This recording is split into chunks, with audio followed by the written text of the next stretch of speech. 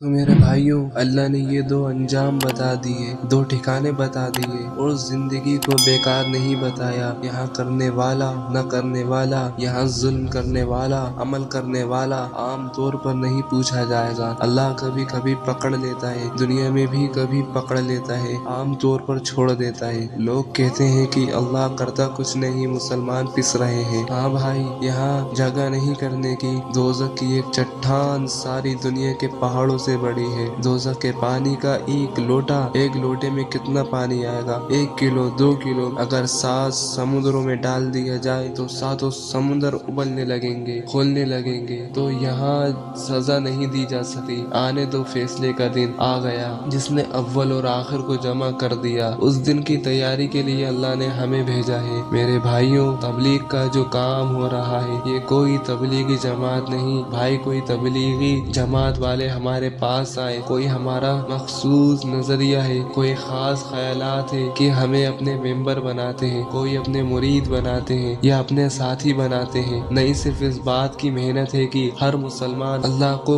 اپنے سامنے رکھے کہ میرا اللہ مجھ سے کیا چاہتا ہے۔ اس وقت ہم اپنے اللہ کو سامنے رکھ کر نہیں چل رہے، بلکہ اپنی خواہشات کو، اپنی ضروریات کو سامنے رکھے ہوئے ہیں۔ میں جو چاہتا ہوں وہ میں کرنا چاہتا ہوں، جو میں کرنا چاہتا ہوں وہ میں کروں گا، چاہے اللہ ناراض ہو، چاہے اللہ کا رسول ناراض ہو۔ یہ جہنم کا راستہ ہے۔ ہم کیا کر رہے ہیں کہ اللہ کو سامنے رکھو، یا اللہ تو کیا چاہتا ہے، میں تیری چاہت کو پورا کروں گا، پھر چاہے کچھ میرا رہے یا نہ رہے۔ کہ رخ مڑنا نہیں چاہیے۔ یہ محنت اس بات کی محنت ہے۔ تبلیغ، یہ جو ہم جانتے ہیں تبلیغی جماعت کا ممبر بننے نہیں جا رہے، وہ تو ہمیں کچھ بھی نہیں دیتے۔ ہاں، وہاں سے چلے ہم یہاں بھیج دیے، وہاں سے چلے ہم نے یہاں بھیج دیا، تو ہم نے 3-4 گھنٹے کا سفر کیا، یہاں آئے، موٹر وغیرہ بھی اپنی لے کر آئے، پیٹرول بھی اپنا جلایا، ایک تھیلا بھی نہیں دیا، تو ہم ان کے ممبر کیسے بن گئے؟ پھر یا تو وہ ہم کو کچھ پیسے دیں یا تنخواہ دیں یا کچھ چندہ دے کہ جاؤ بھائی تبلیغی کرو، پھر تو بات بنی۔ وہ تو کچھ دیتے بھی نہیں، پھر بھی ہمارا کیوں دماغ خراب ہے کہ ہم ان کے کہنے پر کبھی امریکہ جا رہے ہیں، کبھی یوروپ جا رہے ہیں، پیسے بھی گھر سے اٹھا کر لے جا رہے ہیں۔ بھائی کس لیے آ رہے ہیں؟ وہاں سے تو کچھ ملتا نہیں، کس لیے آ رہے ہیں؟ ان سے کوئی واسطہ نہیں، واسطہ اللہ اور اس کے رسول کا ہے۔ اس کی مثال صرف یاد دہانی کروانے والے کی ہے۔ ایک آدمی یاد دہانی کروا رہا ہے، بھائی یہ چیز آپ کی ہے، اگر میری ہے تو میں اس کا شکریہ ادا کروں گا، تیری بڑی مہربانی ہے کہ تو نے یہ چیز مجھے دے دی۔ تبلیغ کا جو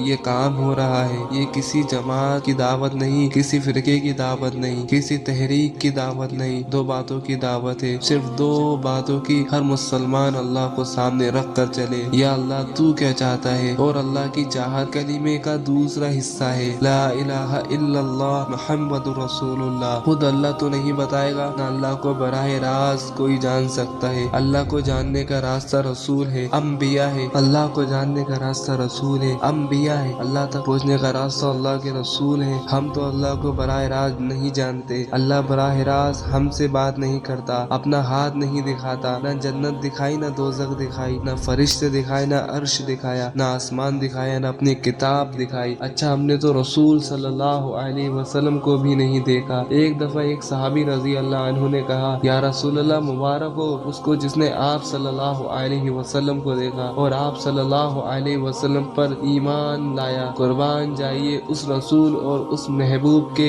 کہ جس نے ہمیں اس وقت بھی ہمیں اپنی رحمت میں شامل کیا۔ آپ صلی اللہ علیہ وسلم نے فرمایا، کتنی دفعہ کہا؟ 7 دفعہ کہا، مبارک ہو، مبارک ہو، مبارک ہو، مبارک ہو، مبارک ہو، مبارک ہو، مبارک ہو میرے اس امتی پر جس نے مجھے نہ دیکھا اور مجھ پر ایمان لے آیا۔ ہمیں 7 دفعہ مبارکباد ملی، تو ہم نے تو اس کو بھی نہیں دیکھا، ہم نے تو صرف اس کی باتوں کو سنا اور ان کی کتاب کو دیکھا ہے۔ ایک تسلسل سے ہمارے پاس آپ کی زندگی پہنچی ہے، اور اتنی پاک زندگی اور محفوظ زندگی کسی نبی کی نہیں۔ آپ صلی اللہ علیہ وسلم کی ایک ایک حرکت، گھر سے مسجد تک، میدان جنگ سے لے کر مسجد کے مصلی تک، ایک ایک چیز کو اللہ تعالیٰ نے جزا دے۔ اللہ کے نبی صلی اللہ علیہ وسلم کے صحابہ رضی اللہ عنہم کو، جنہوں نے ایک ایک چیز کو امت تک پہنچا دیا، جس کام کو آپ صلی اللہ علیہ وسلم نے زندگی میں کبھی ایک دفعہ بھی کیا، وہ بھی کتابوں میں موجود لکھا ہوا ہے۔ اللہ اللہ نے ہمیں بتایا کہ میں اپنے نبی صلی اللہ علیہ وسلم کی زندگی پر راضی ہوں، تم بھی اس زندگی کو اپنا لو۔ اللہ نے اپنے نبی کی قسم کھائی، میرے نبی تیری جان کی قسم، جس جان کی اللہ قسم کھائے وہ جان کتنی قیمتی ہوگی اور اس جان سے نکلنے والا عمل کتنا قیمتی ہوگا۔ اللہ نے آپ کے شہر کی قسم کھائی، سبحان اللہ۔ ایک عجیب بات ہے، جب کبھی لوگوں کی طرف سے نبیوں پر الزام لگا تو نبیوں نے خود جواب دیا۔ نوح علیہ السلام کی قوم نے کہا تو گمراہ ہے، نوح علیہ السلام نے کہا اے میری قوم میں گمراہ نہیں۔ ہود علیہ السلام سے ان کی قوم نے کہا یہ سب قرآن سے بتا رہا ہوں کہ لوگوں نے ہود علیہ السلام سے کہا تو پاگل ہے، تو ہود علیہ السلام نے کہا اے میری قوم میں پاگل نہیں ہوں۔ اب ادھر سنو، کافروں نے کہا ہمارے نبی سے کہہ رہے ہیں کہ قریش مکہ تم رسول نہیں ہو، تم رسول نہیں ہو۔ تو اس سے پہلے کہ اللہ کے نبی جواب دیتے کہ میں رسول ہوں، تو آپ صلی اللہ علیہ وسلم کے جواب دینے سے پہلے اللہ نے جواب دیا اور قسم کھا کر کہا قسم ہے مجھے قرآن